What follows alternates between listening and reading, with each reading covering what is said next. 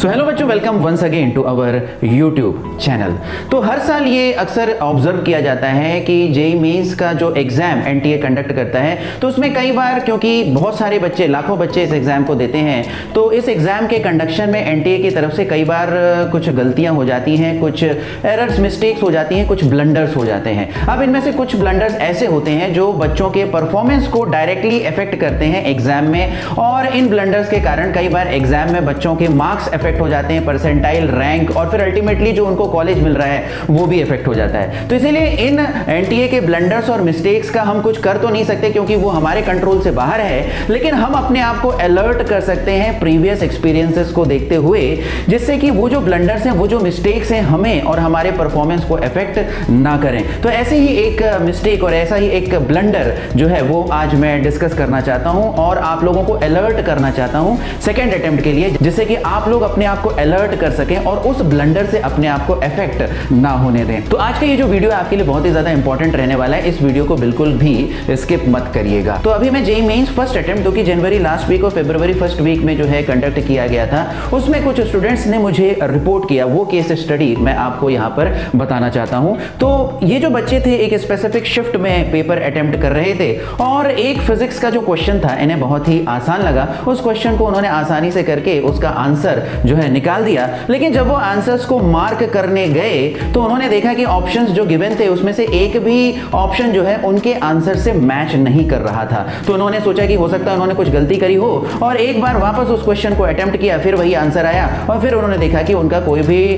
जो ऑप्शन है वो उनके आंसर से मैच नहीं कर रहा है। और इस तरह से उन्हें ये लगने लगा कि भाई क्वेश्चन तो बहुत ही आसान लग रहा है, ऐसा कैसे हो सकता है, हो सकता है मैं कुछ गलती कर रहा हूं जिसके कारण मेरा आंसर सही नहीं आ रहा है। और इस तरह से उस क्वेश्चन को वो बार बार अटेम्प्ट करते रहे और समहाउ उन्हें टाइम का अंदाजा नहीं हुआ और उनका लगभग आधा घंटा इस क्वेश्चन में चला गया। फिर भी उनका जो सही आंसर है वो कोई भी, जो भी उनका आंसर आ रहा था वो उस क्वेश्चन में दिए गए ऑप्शन से उनका मैच नहीं हुआ, और फिर उस क्वेश्चन को उनको फाइनली स्किप करना पड़ा और बाकी के जो क्वेश्चन हैं वो उन्होंने अटेम्प्ट किए। लेकिन क्योंकि उनके आधा घंटा एक क्वेश्चन में वेस्ट हो गए थे, अब आप समझ सकते हैं यदि किसी बच्चे का आधा घंटा जेईई मेंस में वेस्ट हो जाए तो कितना पैनिक और एंग्जाइटी हो जाता है। तो इन बच्चों को बहुत ही ज्यादा पैनिक और एंग्जाइटी हो गया, नर्वसनेस हो गया। इस कारण से जो आगे के क्वेश्चंस उन्होंने अटेम्प्ट किए उसमें भी कुछ क्वेश्चंस में उन्होंने सिली मिस्टेक्स कर दी। इसके अलावा टाइम शॉर्ट हो गया क्योंकि सर उन्होंने एक ही क्वेश्चन में आधा घंटा दे दिया था, इस कारण से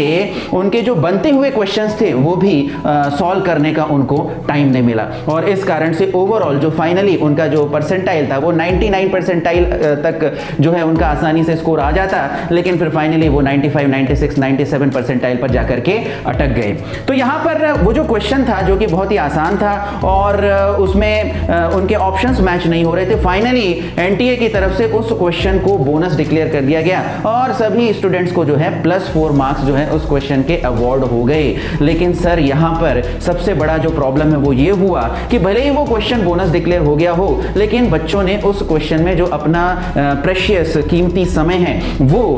उसमें गंवा दिया, और इस कारण से जो है उनका दूसरे क्वेश्चन में वही टाइम जो दूसरे क्वेश्चंस में देना था वो इफेक्ट हो गया, और इसके कारण उनका जो ओवरऑल परफॉर्मेंस है वो भी इफेक्ट हो गया। तो सर कोई भी क्वेश्चन भले ही आपको आसान लग रहा हो, लेकिन उस क्वेश्चन को अटेम्प्ट करने में आपको 4 से 5 मिनट से ज्यादा नहीं देने हैं। यदि किसी भी क्वेश्चन में आपके 4 से 5 मिनट से ज्यादा लग रहे हैं और आप देख रहे हो कि आप आंसर तक नहीं पहुंच पा रहे हो, तो मेरा सजेशन है कि आपको उस क्वेश्चन को स्किप कर देना चाहिए या होल्ड पे रख देना चाहिए। पहले जितने भी बनते हुए क्वेश्चंस हैं, इजी क्वेश्चंस हो, उनको एक गो में आप अटेम्प्ट कर लीजिए फिजिक्स, केमिस्ट्री, मैथ्स में, और फिर उसके बाद इस तरह के जो क्वेश्चंस हैं जो कि आपको लग रहे हैं कि आसान है, आपसे हो सकते हैं, लेकिन समहाउ आप उसका आंसर नहीं निकाल पा रहे हो, उनको आप सेकंड राउंड में एक बार रिविजिट कर सकते हो और फिर सॉल्व करने की कोशिश कर सकते हो। इससे एक चीज जरूर इंश्योर हो जाएगी कि कोई भी बनता हुआ क्वेश्चन जो है आपका छूटेगा नहीं और किसी एक क्वेश्चन में आप अननेसेसरली अपना टाइम वेस्ट नहीं करोगे, क्योंकि यहां पर एक पॉसिबिलिटी जरूर हो सकती है कि क्वेश्चन आसान लग रहा है, आंसर मैच नहीं हो रहा है, हो सकता हो एनटीए की तरफ से जो क्वेश्चन है वही गलत सेट कर दिया गया हो, या हो सकता है कि एनटीए की तरफ से जो ऑप्शंस हैं वो गलत सेट किए गए हो, जिसके कारण जो सही ऑप्शन है,